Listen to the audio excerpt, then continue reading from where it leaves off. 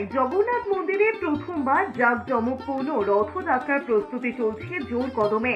রাজ্যের মুখ্যমন্ত্রী মমতা বন্দ্যোপাধ্যায় জগন্নাথ মন্দির উদ্বোধনের মতো দীঘার প্রথম রথযাত্রারও উদ্বোধন করবেন। পুরীর মতো দীঘাতেও সোনার ঝাঁটা দিয়ে রাস্তা পরিষ্কার করে রথযাত্রার উদ্বোধন করবেন মুখ্যমন্ত্রী। পুরীর মতো দীঘাতেও মহা ধুমধামের সঙ্গে রথের রশি টানতে কয়েক লক্ষ পুণ্যার্থীর সমাগম হবে বলে মনে করছে দীঘার মন্দির ট্রাস্ট কমিটি।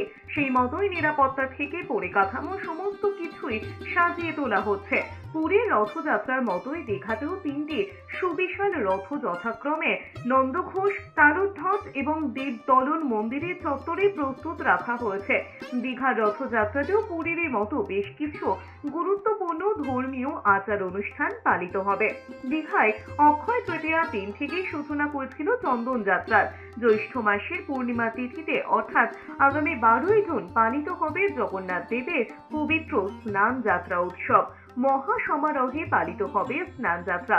স্নান যাত্রার পর প্রথা অনুযায়ী 25শে জুন পর্যন্ত জগন্নাথ দেবের প্রচন্ড জ্বরের প্রকোপ থাকবে। এই সময় তার শুশ্রূষাও চলবে, তাই এই পর্বে দেবতা দর্শন পাবেন না ভক্তরা। কথিত আছে রাজবৈদ্যের আয়ুর্বেদিক মাখন খেয়ে এক পক্ষকালের মধ্যে জগন্নাথ দেব সুস্থ হয়ে উঠবেন। এরপরেই তিনি রথযাত্রার জন্য প্রস্তুত হবেন। ভক্তরা আবার প্রভুর দর্শন পাবেন রথযাত্রার ঠিক আগের দিন নবযৌবন উৎসব ও নেত্র উৎসব উদযাপন অনুষ্ঠানে। পরের দিন অর্থাৎ আষাঢ় মাসের শুক্লপক্ষের দ্বিতীয় দিনে আগামী 27শে জুন দীঘা জগন্নাথ ধামে সূচনা হবে রথযাত্রার।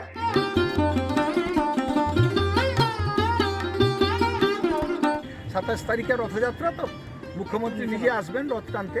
আমরা সঠিকভাবে যা যা নিয়ম মেনে রথ টানা হয় সেই সমস্ত প্রস্তুতি এবং সোনার যেটা ঝাঁটা দিয়ে পরিষ্কার করা, সেটা ঝাঁটা চলে এসছে, তাতে আমরা নিশ্চিতভাবে আমরা সেই রকম প্রস্তুতি নিচ্ছি।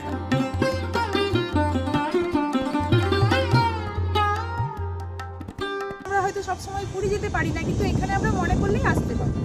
এটার জন্য আরো খুব ভালো লাগছে যে আমরা রথের দিনও পুরীর মতো একটা আনন্দ এখানে উপভোগ করতে পারবো, আশা করি।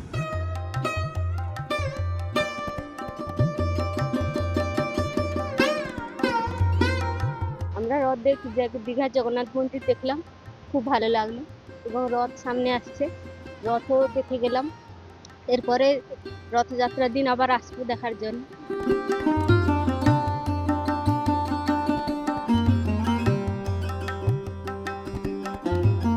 মন্দির মানে সবাই বলছে, সেই হিসেবে খুশিতে আমরাও আসছি যে আবার পুরীর মন্দিরের সামনে যে রথ টানা হবে, ফলে সবাই আনন্দ করে আমরাও দেখতে আসবো, সেটাই মানে অপেক্ষায় আছে।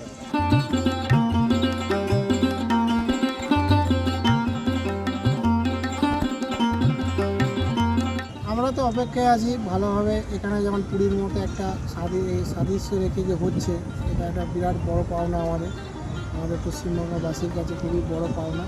আমরা তো আগেও আসতাম, এইটা একটা উপরই পাওনা পেলাম। একটা এত বড় একটা মন্দির, তার সঙ্গে এই যে রথ সেজে উঠছে, তার জন্য আমাদের খুব ভালোই লাগছে।